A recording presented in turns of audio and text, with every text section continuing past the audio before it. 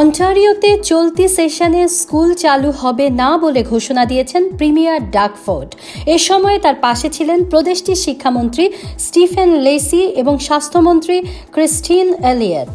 Ford বলেন, পর্যাপ্ত শিক্ষক শিক্ষার্থীকে টিকা না দিতে পারলে করোনার সংক্রমণ আবারও বাড়তে পারে।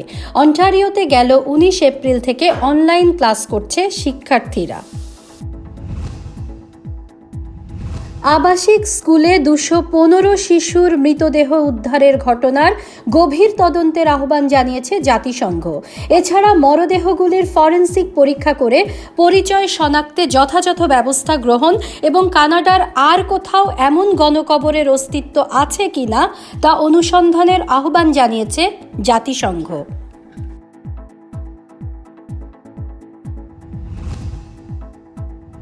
গরিব দেশগুলোতে ভ্যাকসিন সরবরাহে জাতিসংঘের কোভ্যাক্স কর্মসূচিতে আরও অনুদান দেওয়া হবে বলে জানিয়েছেন আন্তর্জাতিক উন্নয়ন মন্ত্রী ক্যারিনা গোল্ড।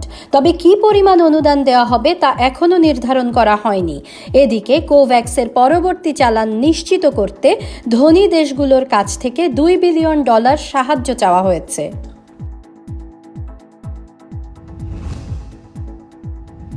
যুক্তরাষ্ট্রের প্রেসিডেন্ট জো বাইডেনের করোনাকালের সহায়তা কর্মসূচি বাতিল করছে দেশটির প্রায় অর্ধেক রাজ্য। এসব রাজ্যগুলি রিপাবলিকান সমর্থিত।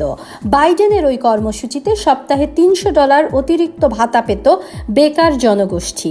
বর্তমানে প্রায় 2.8 মিলিয়ন মানুষ এই সুবিধা ভোগ করছেন।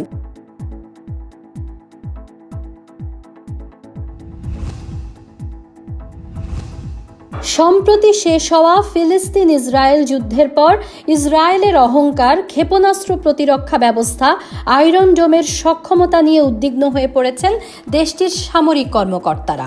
এরই মধ্যে আয়রন ডোমের উন্নয়নে আমেরিকার কাছে আর্থিক সহায়তা চেয়েছে দেশটি। এজন্য আগামী বৃহস্পতিবার ওয়াশিংটন সফর করবেন ইসরায়েলের প্রতিরক্ষা মন্ত্রী বেনি গ্যান্টজ। যুক্তরাষ্ট্রের প্রেসিডেন্ট হিসেবে নির্বাচিত হওয়ার পর প্রথমবারের মতো তুরস্কের প্রেসিডেন্ট রিসেপ তাইয়িপ এরদোগানের সাথে বৈঠকে বসবেন জো বাইডেন। চলতি মাসের দ্বিতীয় সপ্তাহে সামরিক জোট ন্যাটোর সম্মেলনে বৈঠকে বসবেন তারা। তবে এর আগেই হুঁশিয়ারি দিয়ে তুর্কি প্রেসিডেন্ট বলেন, তুরস্ককে কোণঠাসা করার চেষ্টা করলে গুরুত্বপূর্ণ বন্ধু হারাবে যুক্তরাষ্ট্র। আফগানিস্তানের রাজধানী কাবুলে 2টি যাত্রীবাহী বাসে পৃথক বোমা হামলায় অন্তত 12 জন নিহত হয়েছেন।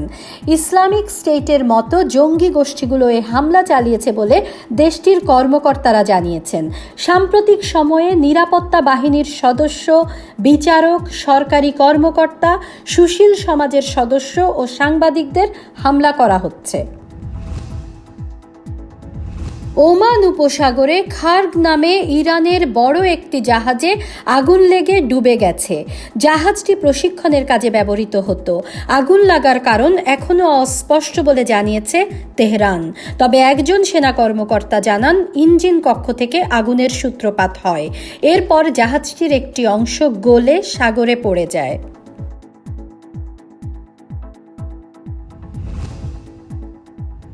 ইসরায়েলের 11তম প্রেসিডেন্ট নির্বাচিত হয়েছেন আইজাক হেরজোগ। আগামী 9 জুলাই আনুষ্ঠানিকভাবে দায়িত্ব নেবেন তিনি।